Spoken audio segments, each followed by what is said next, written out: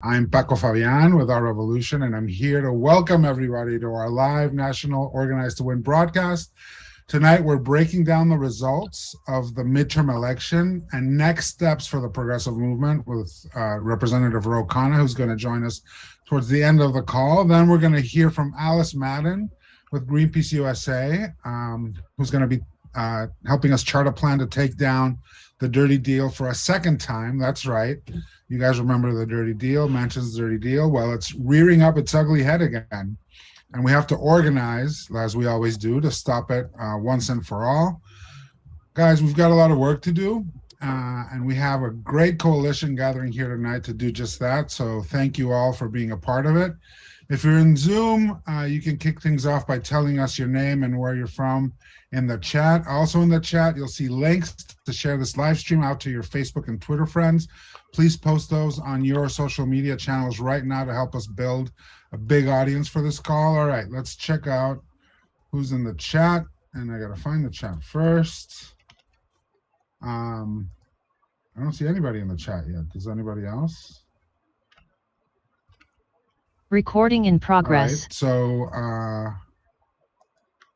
the chat should be populating soon. In the meantime, for any of you that are calling in via our Teletown Hall service and those who are tuning in on our social media streams, please use this time before our guests arrive to transfer into the Zoom room. With us, we're dropping the links in the comments under your social media streams right now. So click that link and join us here in Zoom so you can get a better sense of our community and what we're building here. So again, if you're here, let us know where you're calling from in the chat. Would love to give some shout outs to folks. I see Amanda's here in Pennsylvania. Great to see you, Amanda. I see some other folks getting a call right now, probably from Our Revolution, asking me to join this call. Again, if you're just tuning in, my name is Paco Fabian, and this is our National Organized to Win broadcast. In just a bit, we'll be digging into the results of last week's midterm elections, from progressive victories like Fetterman in Pennsylvania and our 8 and potentially 9 new Our Revolution endorsed representatives in the House. And we'll also talk a little bit about the Georgia runoff and what's coming up next there. We'll hear from Representative Khanna, his take on the election, as well as the fights that are coming up. We'll talk with Alice Madden of Greenpeace USA about the dirty deal, which is one of those fights. And then we're going to be doing some Black Friday actions around the country, and we're going to be hearing from Make Amazon Pay, James Schneider.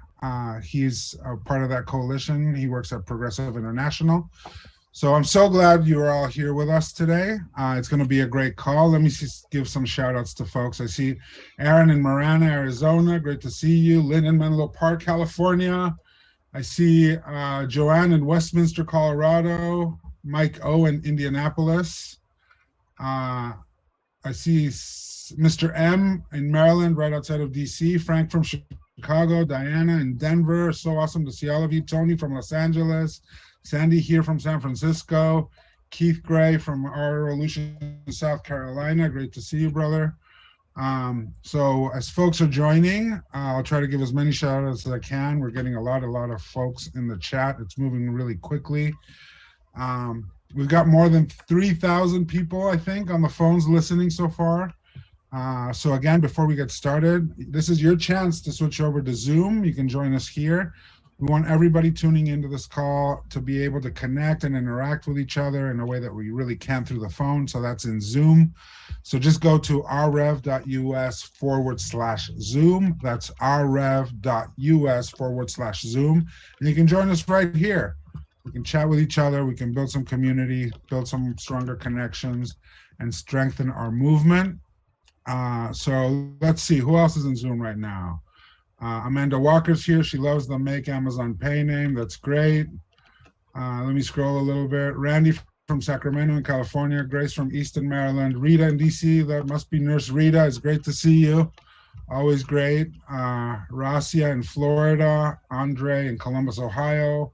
Jack from Massachusetts. David in Santa Clara. Oh my God, so many people are here. Harwich, Massachusetts is in the house with Louise, otherwise known as Wheezy, great to see you. Kimberly from Oracle, Arizona. Arizona had a great midterm election. Awesome to see.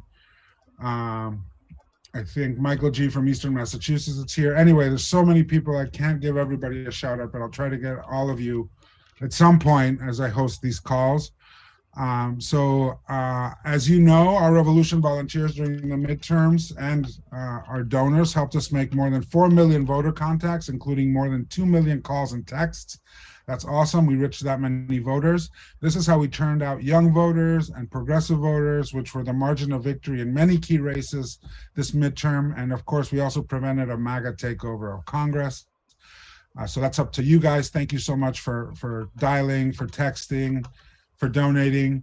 We need to keep up that energy to make sure Senator Warnock wins in Georgia and we expand the majority in the Senate. Getting to 51 votes means one thing and one thing only. That means reducing the power of corporate Dems like Manchin and Sinema. They won't be able to obstruct as much as they have been in the past. So help us get Warnock in the Senate. You can sign up now to volunteer with our phone bank force at the link that's getting dropped in the chat right now. And we also need to keep growing our movement and our impact between elections. As you know, we campaign not only during election season, but we campaign all year round, right? On issues, on special elections, on off-year elections. And so take a moment right now while the call is still building to become a sustaining member of our revolution. The link is getting dropped right now. It's rrev.us/2022 member. And if you're on the phones, you can press *3 and an operator will help you sign up. It's quick and easy and very painless. And finally, we're also dropping the link in the Zoom chat for the latest edition of our weekly newsletter, the Revolution Report. This week's Revolution Report includes a little bit of a write-up on all the candidates that we helped win this midterm election. We pack a lot of insider news, a lot of analysis, a lot of opportunities for you guys to take action in there. So I hope you all read it and share it around. The link to the latest edition is in the chat now. And you can sign up to receive the Revolution Report in your inbox every Saturday at the other link that's getting dropped in the chat now. And so with that, let me hand it over to my co-host for the evening, our Revolution Executive Director, Joseph Gevarghese. Joseph, how you doing tonight? I'm doing awesome. Thank you, my brother, Paco Fabian, our National Communications Director. Good evening, progressives, and welcome to our live national Organized to Win call. My name is Joseph Gevarghese. I'm the Executive Director of Our Revolution, and I'm going to be co-hosting along with Paco. But I want to start off by giving you, our members, a huge shout out. Because of your volunteerism, because of your donations, progressives came out as the big winners in the 2022 midterms. And tonight we're going to break down what this victory means with U.S. Representative Ro Khanna. And we're also going to be focusing on getting ready for the fights ahead. We're going to be strategizing with Alice Madden from Greenpeace USA about how we stop Manchin's dirty deal from rearing its ugly head again. And we're going to be talking with Progressive International's James Schneider about how we're going to organize together to make sure Amazon pays for its corporate greed this Black Friday. But before we bring up our guest tonight, and we've got an amazing lineup, I want to give you our top 4 takeaways from the midterm election.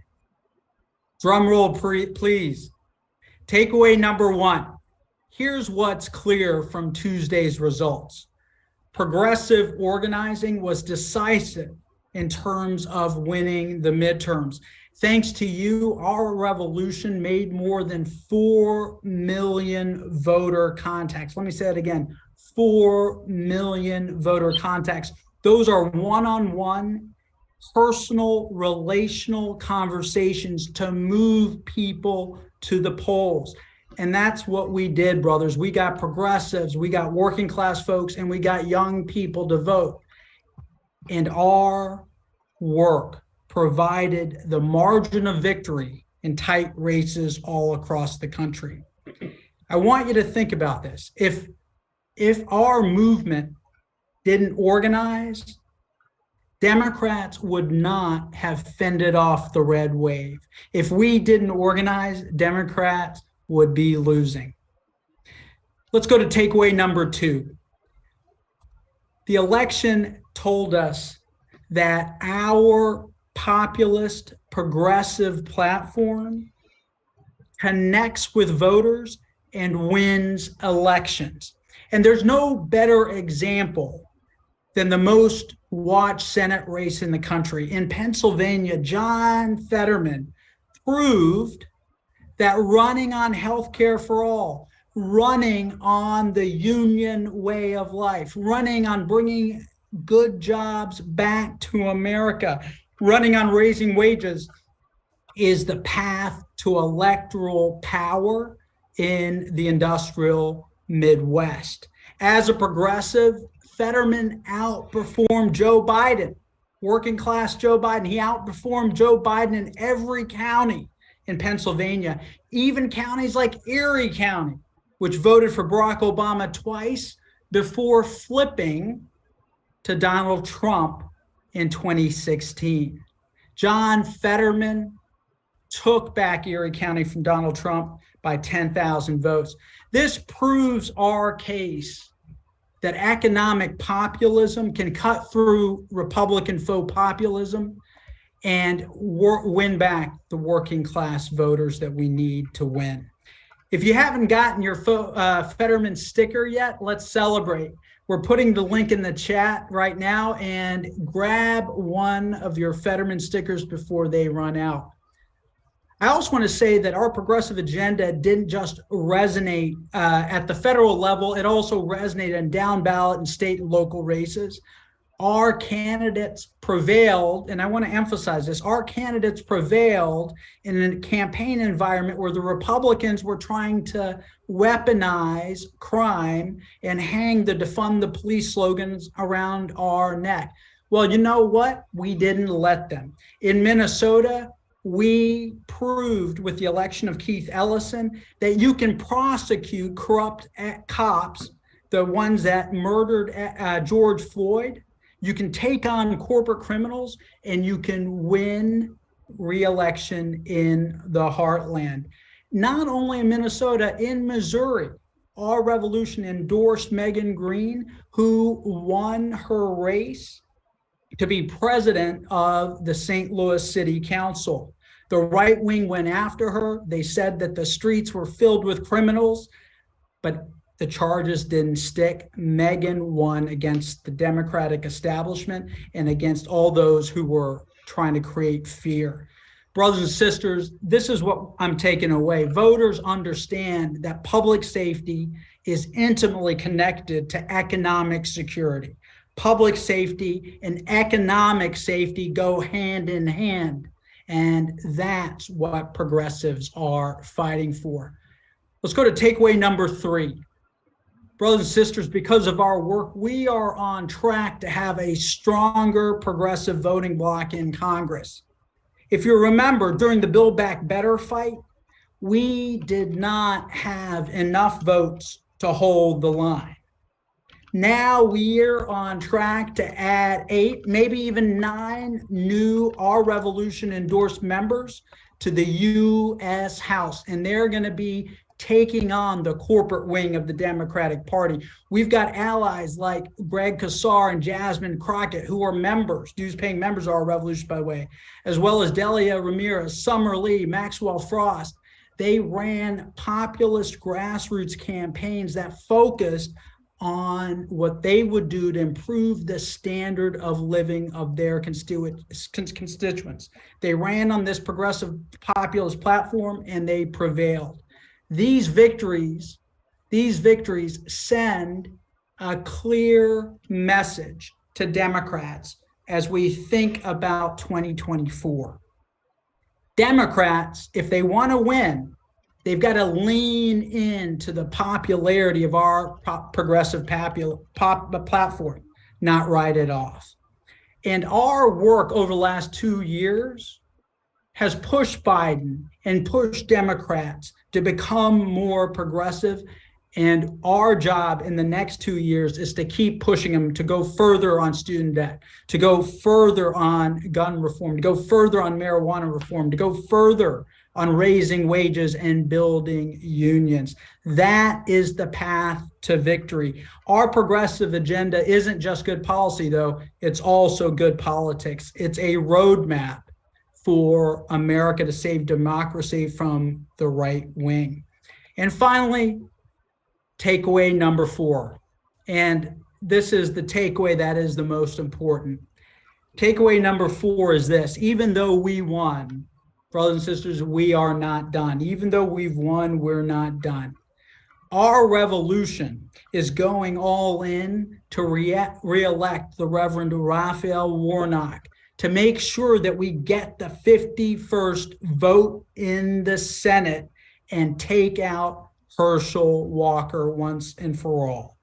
That is our mission.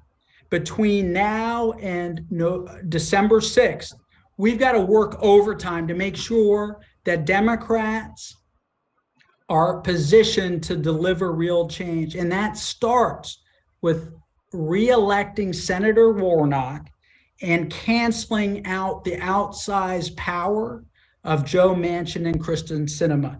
That's what 51 votes for the Democrats does. It helps us cut out Manchin and Sinema's power.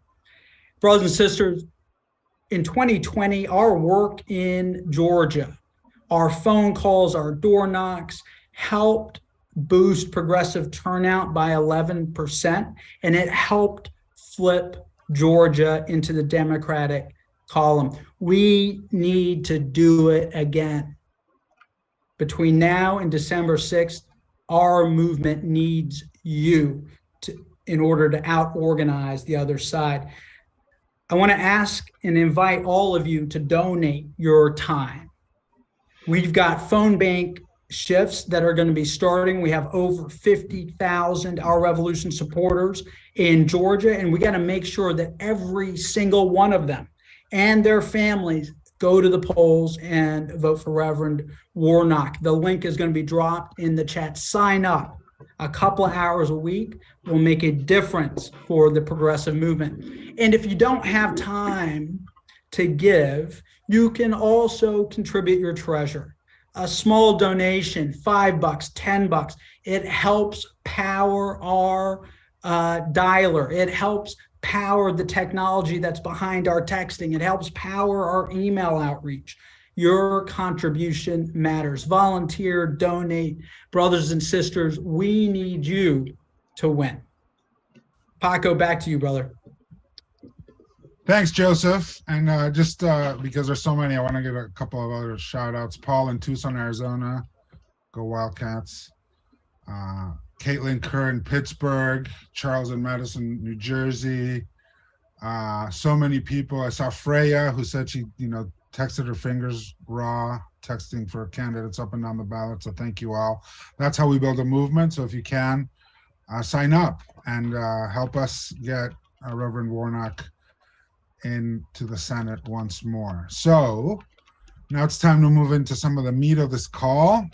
So I want to welcome our first guest for the evening, Alice Madden.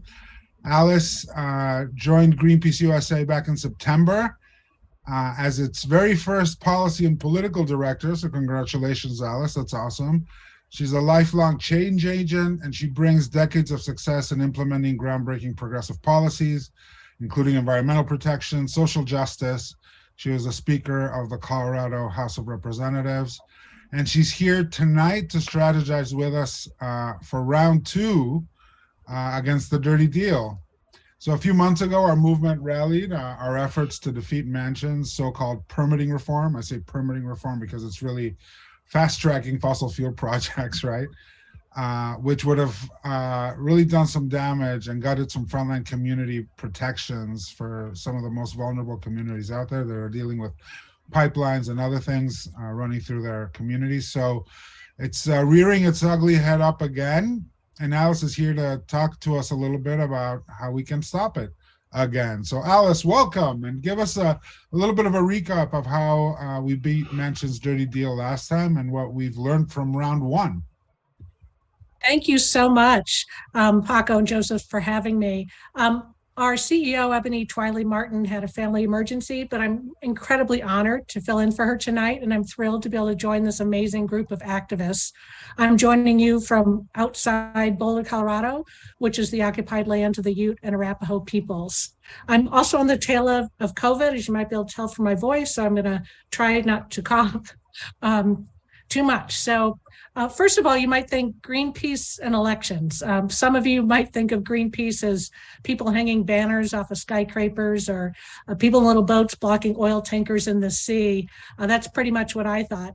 But Greenpeace has over 50 years of activating people to bring attention to environmental dangers, corporate wrongdoing, climate injustice, and political hypocrisy. But we have all seen the outsized impact of dark money, strategic disinformation, and inflamed nationalism have rocked all of our grasp on our democracy. And the reality of the US political system today is that Greenpeace and all of our groups cannot achieve the impacts we want without getting involved in elections. So I'm excited to share that Greenpeace has, and that effort's going to continue to grow. As you know, without a sharp decline in greenhouse gas pollution by 2030, the climate crisis will lead to a cycle of escalating crises for our most vulnerable communities. And yet at the UN COP27 right now in Egypt, oil and gas interests are everywhere. They basically outnumber the delegates. They never give up, as Joseph said, and neither can we. Think about this for a second. There are only 4 election cycles until 2030. So I, for one, am thrilled Greenpeace is committed to aiming its massive people power on electing climate champions. And I know many of you have been doing this work for decades. So I want to thank all of you who's mobilized and volunteered during these elections. And of course, many of you are still today making sure that every single vote is counted. So I know there's still a lot to shake out. We have a runoff to win in Georgia, but all in all, people power won. One of the many wonderful things about getting Raphael Warnock back in the Senate will be no more divas. We won't have to kowtow to people like Manchin and Sinema. And, you know, as the stakes rise, each election has truly become the most important one of our lives. And big oil and the far right were counting our communities not to show up. They don't believe our voices matter. Sorry, that's my dog kicking in here. They do everything from keeping us from the polls. The latest data showed that the oil and gas industry spent almost $4.3 million per Senate seat and almost $500,000 per House seat supporting their back pocket candidates. But as you heard, we all organized. We fought back. We fought against their dark money, their underhanded tactics, and we drove out the turnout to ensure people's voices were heard. So last week, we really did show that when we build people power, we can take on the corporate interests, protect our planet, and our democracy. This cycle, just under our current capacity, we focused on 7 key congressional races, and we focused on climate voters who skipped the last midterms. Small numbers in comparison to the rest of you, but we had over 1,000 volunteers write tens of thousands of handwritten letters, send over 100,000 texts, and we did a deeper media dive in 2 congressional seats. And as I said, this is fairly new and under our current capacity, so we are really excited to work with all of you as we strategically expand this outreach across the country in future election cycles. But with the truly amazing work you all did, we turned out progressives, young voters, women, working class, each of whom made a difference. We defeated right-wing Secretary of State candidates, won key governor's races and state legislative chambers, and of course, several races are still being counted. Despite all the disinformation, we did the work, we got it done, we beat down a red wave. Climate scientists say we are in our last decade of action. So 4 election cycles before we hit that deadline, 4 election cycles. And that brings me to the dirty deal, because organizing and mobilizing doesn't stop at the elections. We still need to hold our elected officials' feet to the fire to implement the systematic changes we need to strengthen our democracy, address climate change, and build a just and sustainable future for all. So we all know about Senator Manchin's dirty deal. Greenpeace partnered closely with Our Revolution and many other NGOs, and we fought and won that first round of the Dirty Deal back in September. This slide that I'm showing now shows Ebony Twiley Martin along with other activists right before they got arrested in front of the Senate building for peacefully protesting and trying to bring attention to the Dirty Deal. And winning round one was really empowering, but we all knew it wasn't the end because they never stop, so neither can we. From all accounts, Senator Manchin is still trying to fast track approvals for oil, gas, and coal project. This Dirty Deal would sacrifice lives, lock communities into more pollution, silence local voices, and sabotage our climate goals. It would gut environmental reviews and limit the public's voice on proposals that threaten our water, land, and public health. The original draft had the watermark of the American Petroleum Institute. That kind of tells you everything you need to know. And unfortunately, from what we are hearing, the bill has gotten only worse. It's really not clear what his chances are, but Senator Manchin has his eyes on including the Dirty Deal in either the National Defense Authorization Act or the omnibus bill, which is the government's funding package, both of which are must-pass pieces of legislation. And depending on what Democratic leadership wants to do, the omnibus could end up being a continuing resolution to raise the debt ceiling. So all this is being figured out now. Senator Manchin has already begun his maneuverings. After a conversation with the president, he announced that he's refusing to bring up President Biden's nominee to chair FERC, and some see that as his first chess move. So, as I said, everyone's still reading the tea leaves, but as Greenpeace, Our Revolution, and all these environmental justice, climate progressive organizations represented this call and who gathered before, we have to remain vigilant. We have to keep talking to each other, work in solidarity with our allies, partners, coalition members to draw attention to this deal and amplify strong congressional and frontline opposition. The deal was and still is the ultimate betrayal of all the people of color that stood in line for hours, electing the very people who are supposed to protect them. It's mind-boggling to me that some of our congressional leaders are willing to turn their backs on the very voters who got them there. Sadly, it is shocking, but no longer surprising. And if the failure is really not an option, we have to win this fight because the alternative would be devastation to our planet and especially the frontline communities that will be continued to be sacrificed on the altar of big oil. Could you show the next slide, please?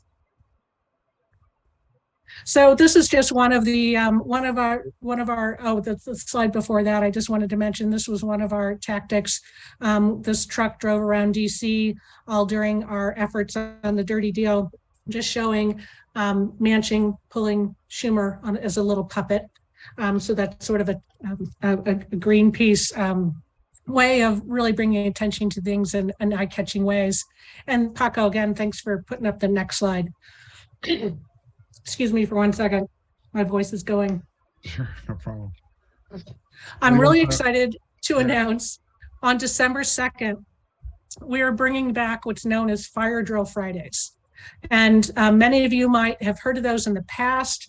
Jane Fonda and other groups have been gathering in DC. She oftentimes got arrested. We are bringing this back. It'll be the first in-person gathering like this in quite a long time, since before the pandemic. We're lining up speakers, including elected officials, frontline activists. There'll be live music. It's supposed to be a space for movement gathering. We have spaces for partner tables. We have partner toolkits. You can find more information at firedrillfridays.com. You can email my colleague, Valerie Love, it's vlove@greenpeace.org to get more information. And the other exciting thing, because I know many of you are all around the country, there's going to be a very interactive and worthwhile, entertaining effort online. So you can follow it live, either on Facebook or on the Fire Drill Friday website. So I hope you can participate, and I'm happy to answer more questions on that. Well, thank you, Alice, and we look forward to seeing you in person as soon as you get over your COVID on December 2nd. It'll be a lot of fun. I'm just getting a little bit of a notice that it looks like Hobbs has won in Arizona. the governor. MSNBC just called it. So that's awesome. Look, we another MAGA Republican that's not going to be in office. So yay, great for the people of Arizona. I was giving shout outs. I saw a lot of Arizona people actually in the chat. So all of you guys, congratulations. Thank you for all the work you did there. And it's pretty amazing that Arizona is becoming bluer and bluer. And a lot of it has to do with, all the organizing that's happening there around immigrant rights, around all the other stuff that's been going on in Arizona for a really long time. So this is super exciting. So just quickly, Alice, so what do you think? What do you think we're going to need to do this time around? That's going to be maybe a little bit different. And what did we learn from round one that we can apply in round two of the Dirty Deal?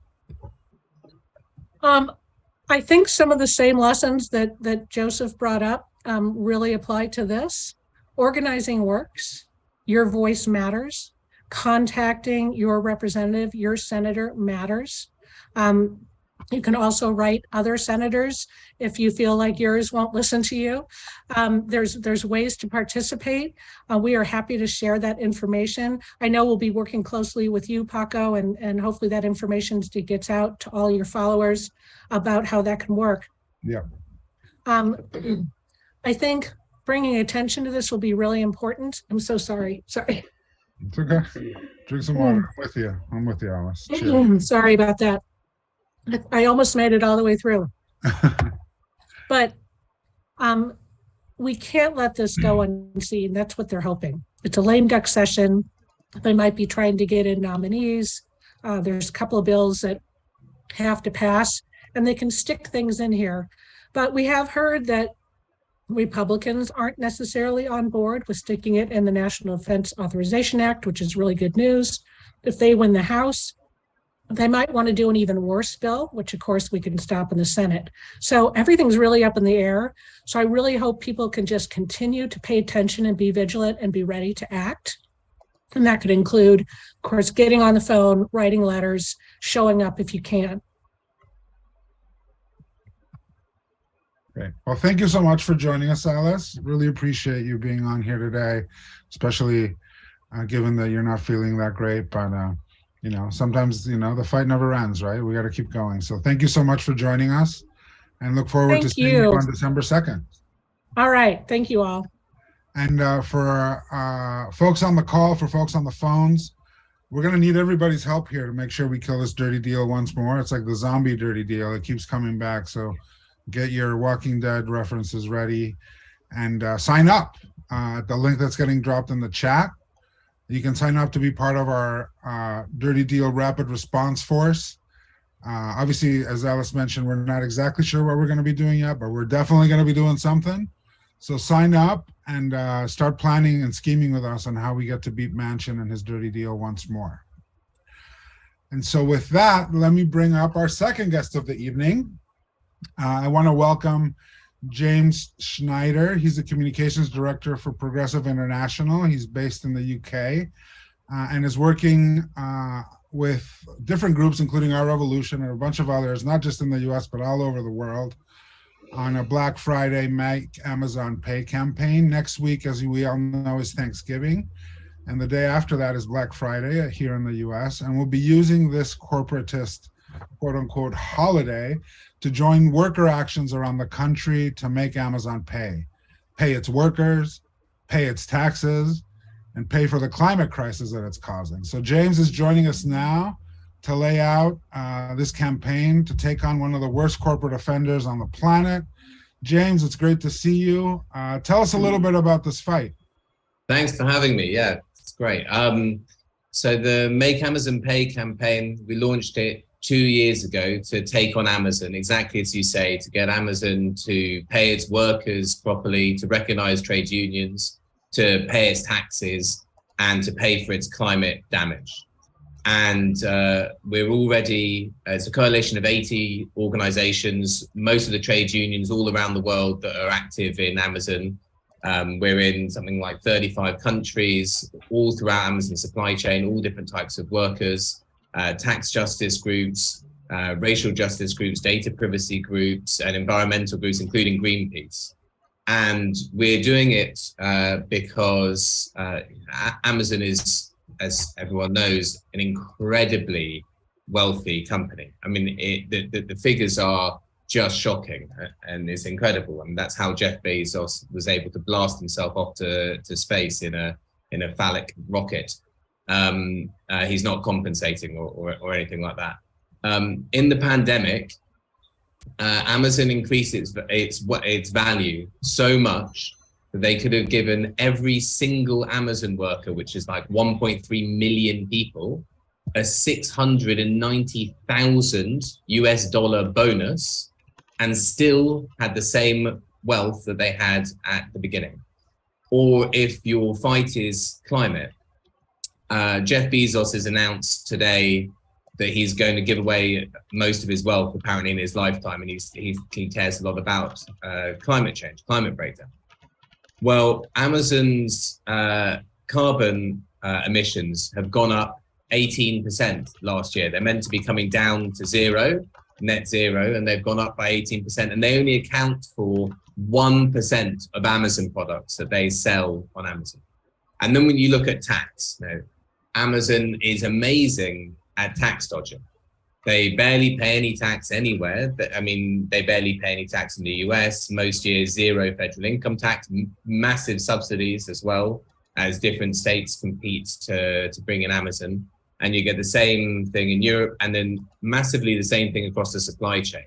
Amazon is a company that really stands in for the whole of the global economy. It's a window into seeing how the economy works today, from tax havens all the way through logistics and warehouses in global north countries, through the supply chain, mainly in the global south, which Amazon outsources.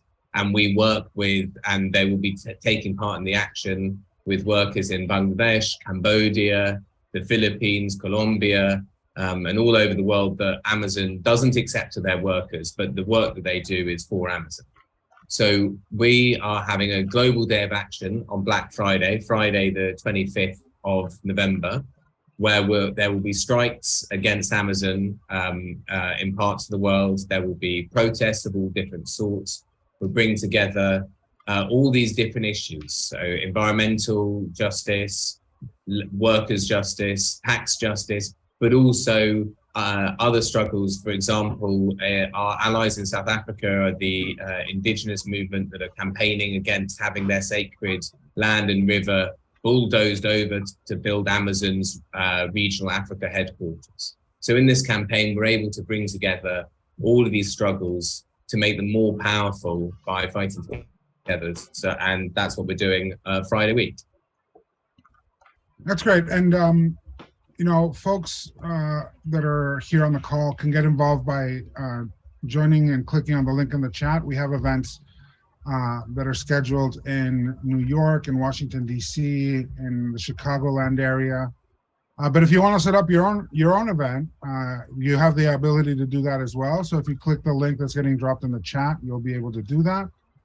And so James, tell us a little bit about you know, some of the other work that's been done by this coalition around Amazon, right? We have this event coming up on Black Friday, but what other things has the coalition been doing, not just in the U.S. but around the globe?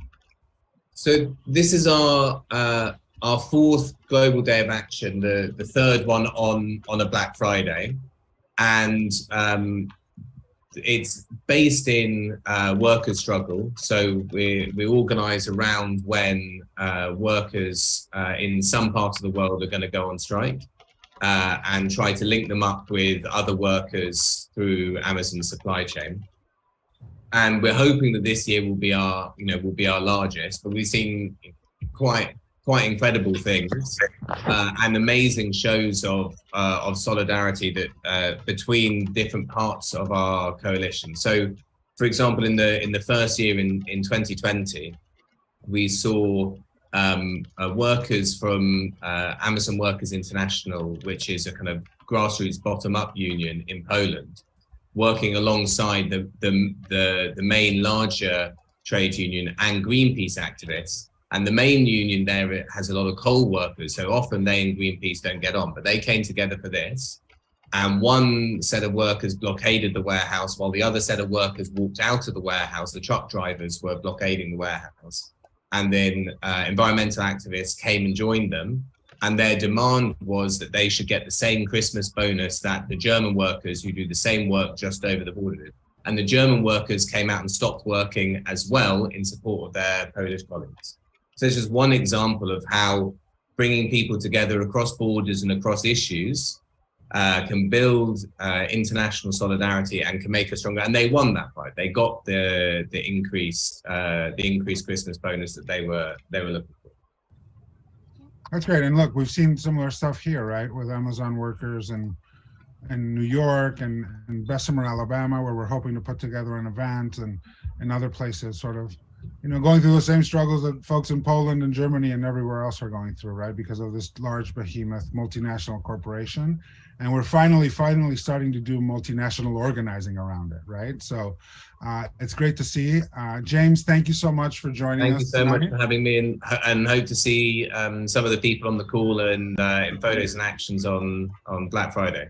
You absolutely will, and we're looking forward to it. So again, if you heard it from James, this is very exciting. It's a big Black Friday action, so feel free to sign up. The link is getting dropped in the chat now. If you're in New York, Chicago, or DC, you can sign up for those events, which are already a little bit more developed. But if you are not in any of those places, you can organize your own event. You can go 5-6 of your friends to an Amazon fresh store, an Amazon warehouse, and take some selfies, hold up some signs, call the press, and let them know that it's happening. So with that, let me turn it back over to Joseph, who's going to introduce our next guest tonight. Thanks, Paco. It is now my honor to welcome U.S. Representative Ro Khanna. Ro is a strong ally of our revolution. He was co-chair of the Bernie 2020 campaign. He's chair of the House Environmental Oversight Committee, and he serves on the Armed Services Committee. This is important for a couple of different reasons. The fight that Alice from Greenpeace was on, she was talking about the dirty deal. Ro helped lead on that effort, organizing on the inside as we were organizing on the outside. In addition to that, James was talking about Amazon. Ro has been a leader on labor issues as a member of Congress.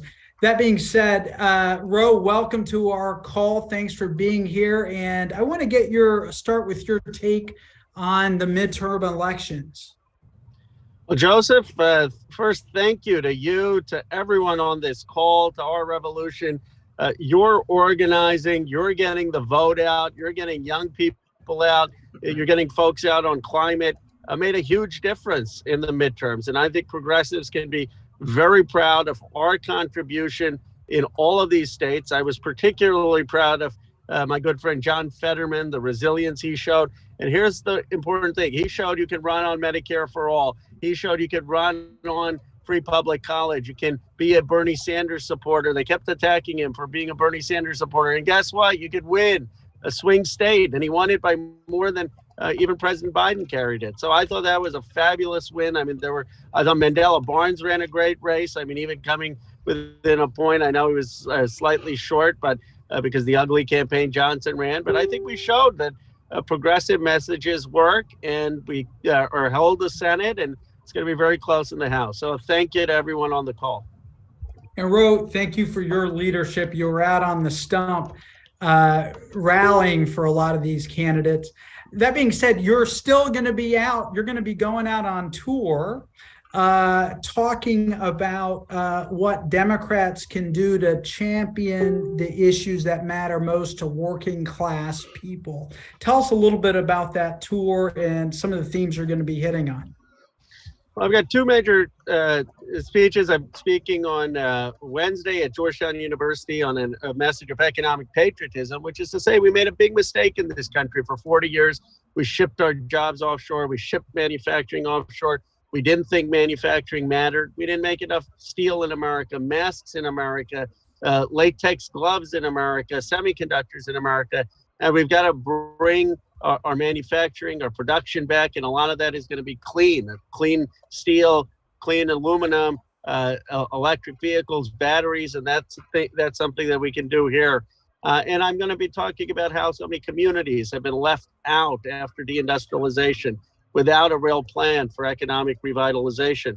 Part of that economic revitalization is going to mean investing in people, and how Medicare for All is actually a patriotic investment. Free public college, vocational education. It's not just that this is about people having the ability to live up to their potential. It's also that this is going to help our economy. And then we're going to talk about the costs, the soaring housing costs because Wall Street is buying up single family homes, the soaring gas costs because big oil is profiting, making record profits, going after corporate profits that are at a 70-year high as the cause of inflation. So both a production agenda and an agenda really to look out for the working and middle class. And then, I'm on at a forum actually at the Obama Foundation with a number of economists to again make the case for progressive economic policy.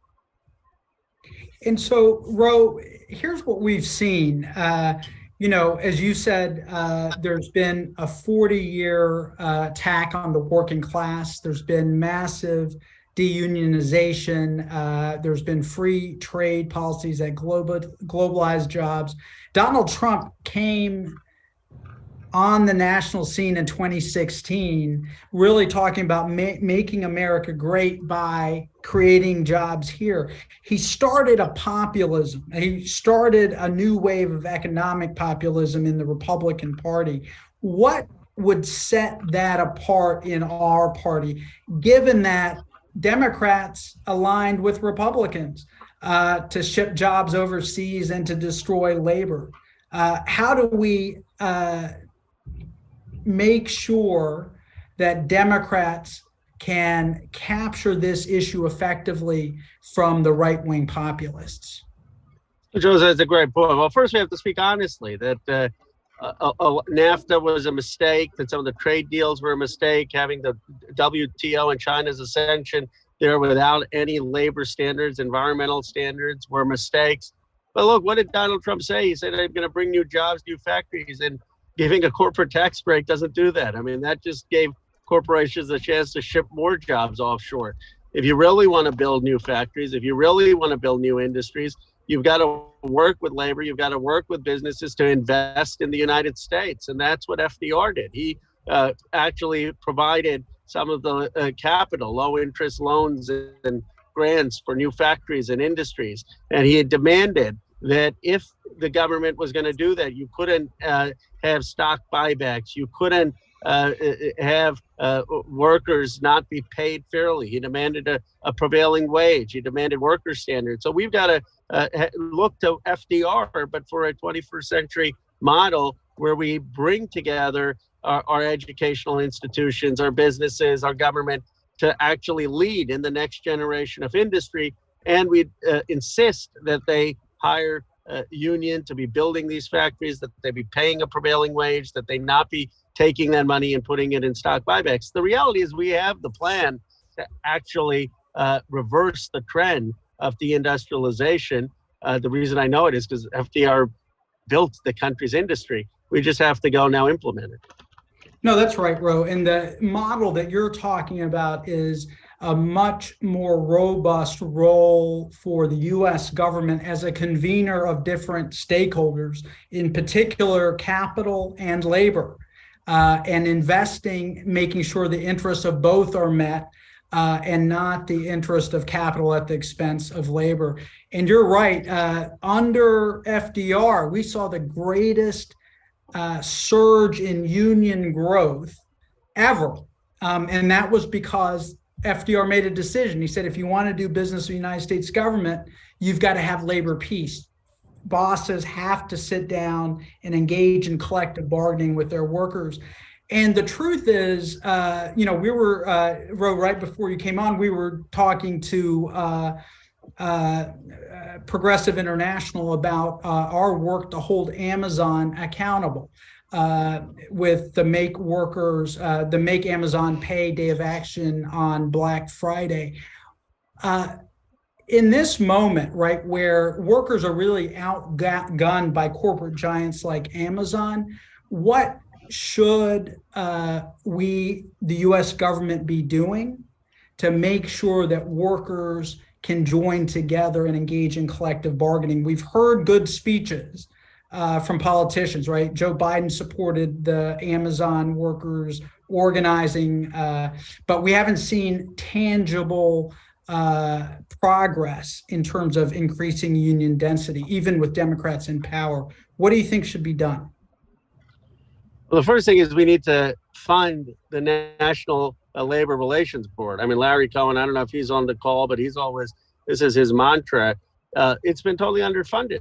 So you can't enforce the blatant anti-union campaigns that corporations are engaged in. I led a letter with 30 other colleagues to Howard Schultz at Starbucks. I mean, they're squelching a lot of the union organizing by retaliation, by cutting benefits. And how are we going to enforce that if you don't have a National Labor Relations Board funded? So that's the first thing that we need to do. And that's can be done in the lame duck. I mean, obviously we need the PRO Act. That has to pass the Senate. But even before the PRO Act, the funding of the NLRB should not be controversial. And I guess that's the least we can do to support the union movement. And then we've got to just stand in solidarity. I mean, one of the things I've really enjoyed doing is being out there with Maximus workers, being out there with Starbucks workers, being out there with supporting the Amazon workers, even there, not in person, but on social media, joining Zoom calls with workers who are striking. And I think if every Democratic member both shows up in person where they can, is on social media when they can, is doing Zoom calls when they can, that makes a difference. And that gives motivation to people who are on the front lines. And Ro, you mentioned lame duck. So what do you see as the top priorities that progressives should be mobilizing to fight for and fight against? We've got a critical period where it's the last best chance for both sides to move legislation across the finish line before there's divided government in January. So what do you see as the top priorities we should be organizing around? Well, first, we do need to increase the debt ceiling. Elizabeth Warren had a good op-ed about that issue. Because the Republicans will use that to try to destroy the economy and do a lot of damage to working families. And they will try to have an austerity politics of cutting things, which absolutely we cannot take a risk on. Second, as I mentioned, we need to increase the National Labor Relations Board funding. That needs to be a high priority in the omnibus.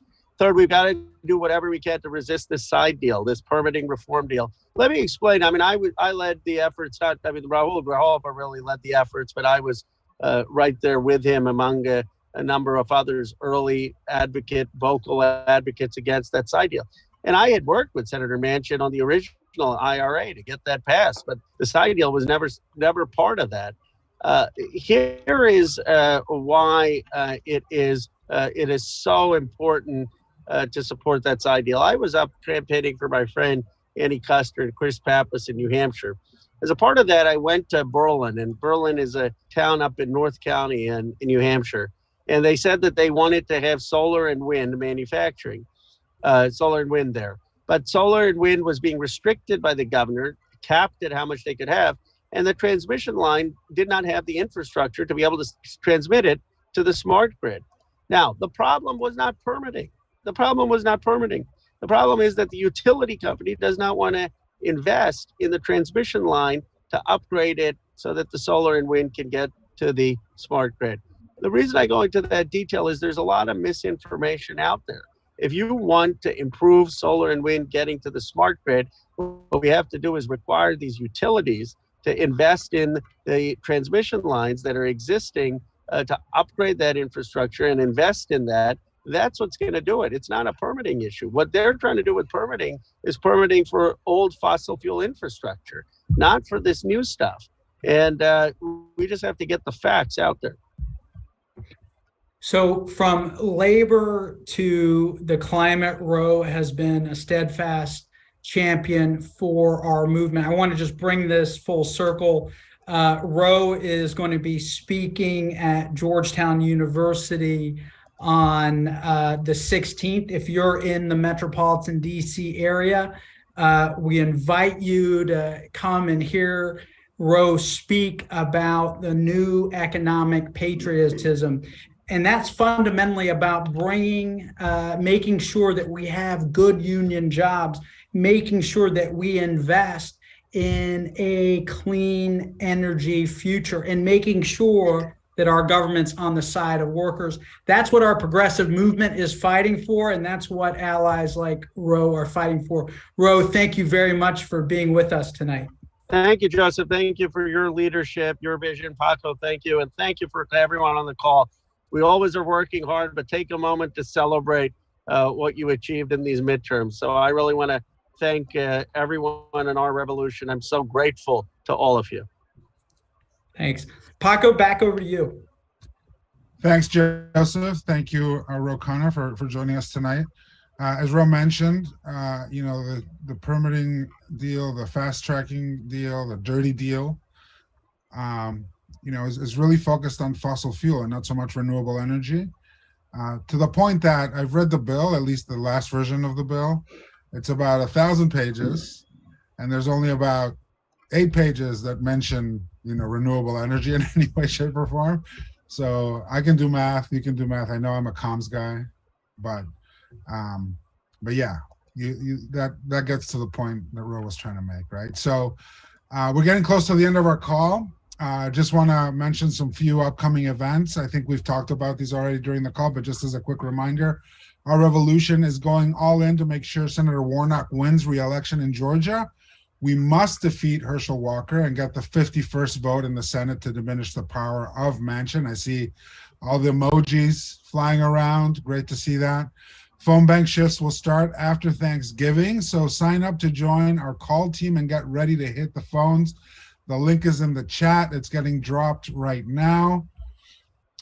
If you can volunteer to make calls, if you can't volunteer to make calls, you can also help by donating to our Georgia Runoff Fund.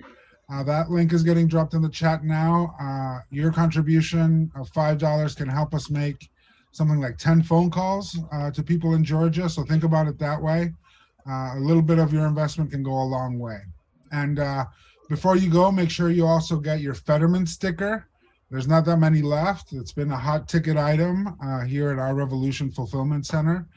So this is a huge victory. We should celebrate it. So pick up your Fetterman sticker if you can. That link is getting dropped in the chat as well. And don't forget to sign up for Amazon events. I'll just remind folks to do that as well.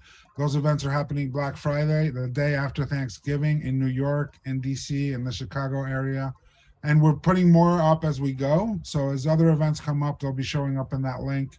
But if you're nowhere near any of those areas, you can organize your own and we'll give you some support. So in that link, you can sign up and say you're interested in organizing one, and we'll get you posters. We'll get you all the stuff you need to run an awesome event. So with that, we're at the end of our call tonight, a couple minutes earlier than usual, but that's okay.